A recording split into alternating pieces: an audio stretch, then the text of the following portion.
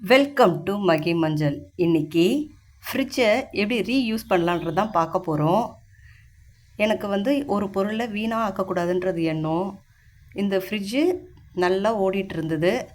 அப்புறம் ரிப்பேர் ஆகணுன்னே இதை தூக்கி போடுறதுக்கு மனசு இல்லை. இதை எப்படி யூஸ் பண்ணலான்னு யோசித்தேன். ஷூ ஷெல்ஃபு சரியில்லாமல் இருந்தது. இந்த ஃப்ரிட்ஜுக்குள்ளே அடுக்கி வச்சா நீட்டாகவும் க்ளீனாகவும் இருக்குது. யூஸ் பண்ணுறது ரொம்ப ஈஸியாகவும் இருக்குது.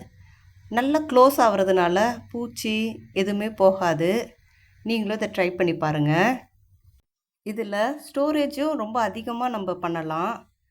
ஷூவை அந்த ஷெல்ஃபில் எப்படி வேணாலும் அடுக்கி வைக்கலாம். எத்தனை ஷூ இருந்தாலும் ஒன்று மேலே ஒன்று அடுக்கி வச்சோம்னா நீட்டாகவும் இருக்கும், எடுக்கிறதுக்கு ஈஸியாகவும் இருக்கும். இந்த ஃப்ரிட்ஜில் இந்த மில்க் ட்ரேயில் மினிமம் 20 சாக்ஸை நீங்கள் ஃபோல்டு பண்ணி வைக்கலாம். நல்லா அழகாக இருக்குது, எடுக்கிறதுக்கும் ரொம்ப ஈஸியாக இருக்குது, நீட்டாகவும் இருக்குது. ட்ரை பண்ணி பாருங்கள். அதே மாதிரி ஷூ நிறைய இருந்ததுன்னா கார்ட்போர்ட் பாக்ஸில் ஷூவெல்லாம் நல்லா அடுக்கிட்டு லாஸ்ட்டு ட்ரேயில் வச்சிட்டிங்கன்னா அங்கே பெரிய ஸ்பேஸ் இருக்கும்.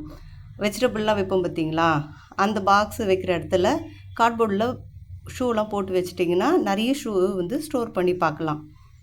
ட்ரை பண்ணி பாருங்கள். ஸ்டோரேஜ் நிறைய இருக்கும்.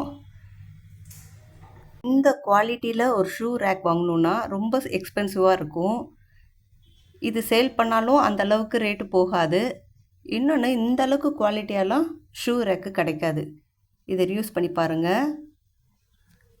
பிடிச்சதை செஞ்சு சந்தோஷமாக இருங்க. இது ஃப்ரிட்ஜ் டூர் கிடையாது. ஃப்ரிட்ஜை எப்படி ரீசைக்ளிங் பண்ணலான்ற ஐடியா. பிடிச்சிருந்தா சொல்லுங்கள்.